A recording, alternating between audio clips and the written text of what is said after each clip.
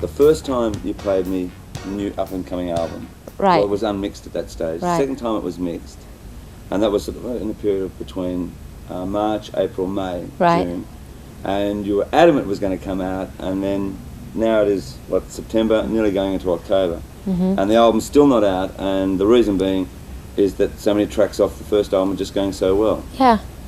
I mean, does Does that annoy me? Yes. Yes, it does, because I want to put my new record out. Right. And I've been really, geared up for that for months now. Right. And I just keep hearing the same old stuff off my old record. I'm glad that everyone likes it, but it's enough for me already. I want to put the new record out. So. Well, like when I went back the last time, and no one was toying around with the idea, although some perhaps were, about Lucky Star being a single.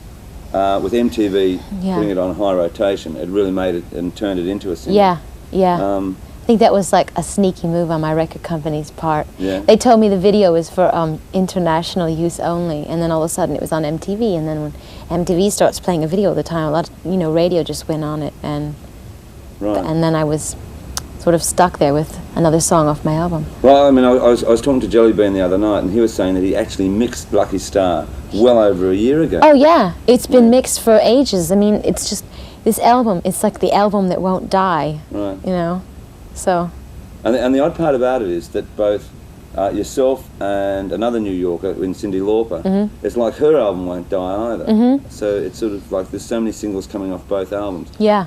I mean, obviously, at the start you probably would think, well, it would be great to have 4 hit singles. Yeah. But it wasn't planned that way, obviously. No, it wasn't, and I didn't expect to have this much success with it. It's just that once the record company really started pushing my stuff, my record had already been out for 6 months, and then, so now after it's been out well over a year, but a lot of people are just hearing it for the, they think that, in fact, they think Lucky Star is off of a whole new album. Yeah. They don't know that it's off my old album. It's very confusing. Now, with the new material, we've had a preview which you did on MTV of Like a Virgin, right? Which is actually the title of the album itself. Right. What can we expect off the new album?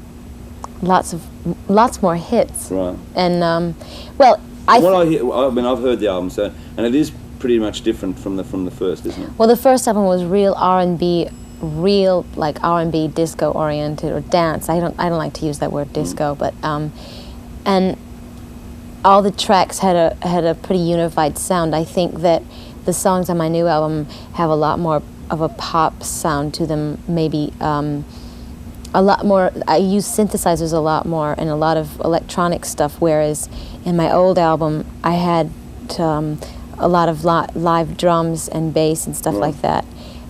So, which isn't to say that it's a techno pop record at all. I just think that it's more wide open and it establishes me as more of a pop artist than an R&B artist. Right. So now, on top of all of this, you're doing a film as well, Yeah. which you're in the middle of shooting. So tell us a little bit about that. Well, it's called Desperately Seeking Susan. It's shot in New York, and I'm Susan, and it's a screwball mystery comedy, romantic comedy. I have to put romantic in there because there's a little romance here and there. But basically, I wreak havoc in everyone's life. I break a million hearts.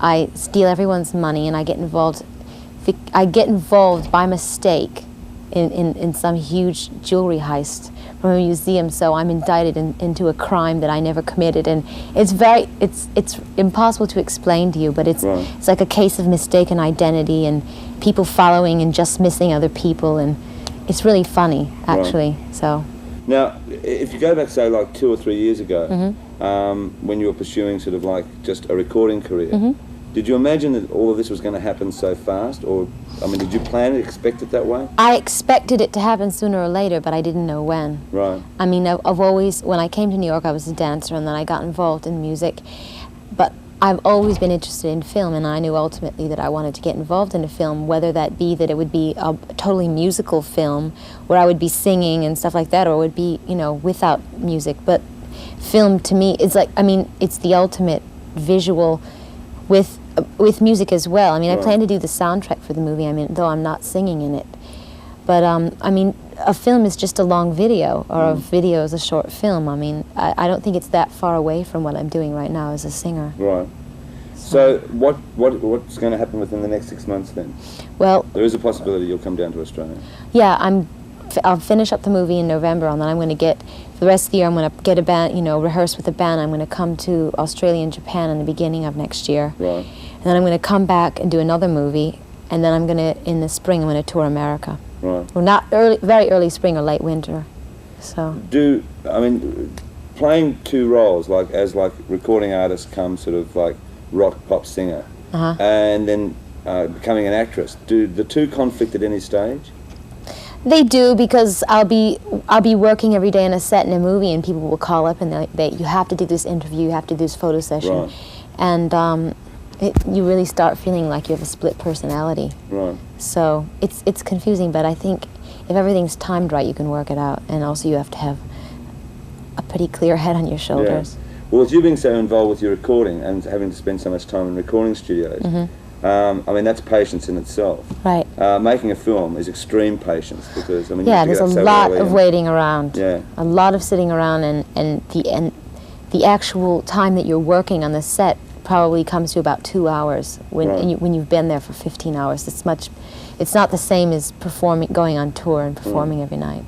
Now, tell me one thing. I was saying to some people the other day where American performers seem to adapt and learn very quickly almost every facet of presenting themselves on the media, being through right. show business, like be it sort of dancing, acting, right. singing, whatever it may be. Right. Have the making of the video clips with you helped you in sort of... Oh yeah, because you learn yourself? how to deal with videos, the problems with video and film are almost the same. You have to deal with changing light setups and changing everything, camera angles around, so you have to wait for the setup of everything, and you have to learn how to work with the camera, and you know, it's completely different than doing a live performance. It's a whole different, because when cameras pick up everything in a very big way, when you're on stage you have to exaggerate everything. When you're with a camera, it's the subtleties that really matter. And working with a camera on a video has really, I think, helped me. Right. So that when I did make my first movie, it wasn't like I never was in front of a camera before and I didn't know what to do. Right. All right, listen, we look forward to you coming down to Australia. Yeah, I January. can't wait to come. And best of luck with the film. And I don't need to say best of luck with the album, because I know it's going to work anyhow. Oh, thank you. Thanks.